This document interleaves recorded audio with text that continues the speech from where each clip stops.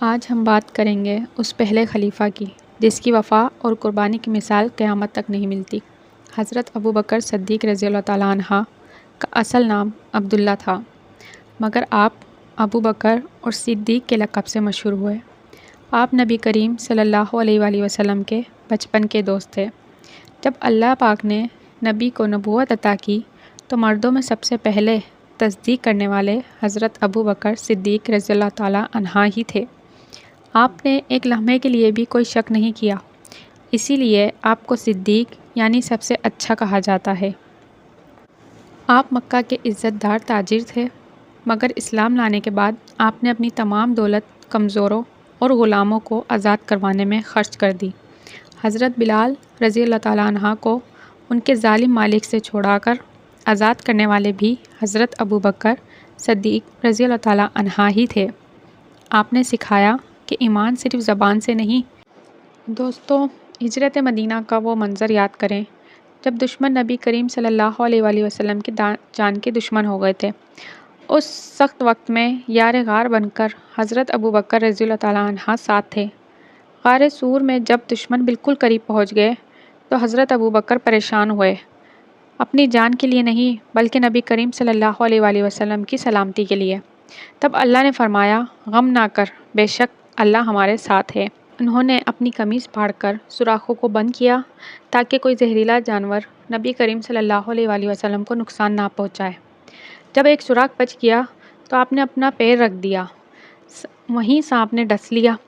درد سے آنسو نکل آئے مگر پیر نہیں ہلایا کہ کہیں نبی کریم صلی اللہ علیہ وآلہ وسلم کی نیند خراب نہ ہو جائے۔ یہ تھی وفا کی وہ انتہا جو تاریخ میں امر ہو گئی۔ نبی کریم صلی اللہ علیہ وآلہ وسلم کے پردہ فرمانے کے بعد آپ کو اسلام کا پہلا خلیفہ چنا گیا۔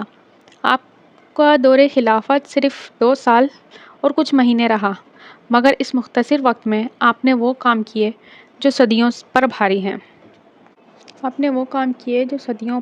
ہیں۔ کچھ لوگوں نے زکوٰۃ دینے سے انکار کر دیا اور کچھ نے جھوٹی نبوت کا دعویٰ کیا۔ حضرت ابوبکر صدیق رضی اللہ تعالیٰ عنہ نے فرمایا، خدا کی قسم، اگر یہ لوگ ایک رسی بھی دینے سے انکار کریں گے جو نبی کریم صلی اللہ علیہ وسلم کو دیتے تھے تو میں ان کے خلاف جہاد کروں گا۔ جنگ یمامہ میں جب بہت سے حفیظ شہید ہوئے تو آپ نے حضرت عمر رضی اللہ تعالیٰ عنہ کا مشورے پر قرآن کریم کو ایک کتابی شکل میں جمع کرنا شروع کیا۔ یہ آپ کا امت پر وہ احسان ہے جو قیامت تک رہے گا۔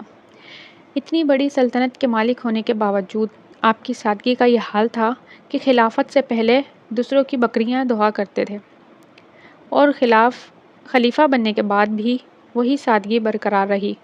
جب آپ کا وقت آخرت آیا تو فرمایا کہ میرے پاس جو 2 پرانی چادریں ہیں انہی میں مجھے دفن کر دینا، کیونکہ نیا کپڑے کی ضرورت زندوں کو ہوتی ہے۔ آپ نے وصیت کی کہ مجھے میرے محبوب نبی کریم صلی اللہ علیہ وآلہ وسلم کے پہلو میں دفن کیا جائے۔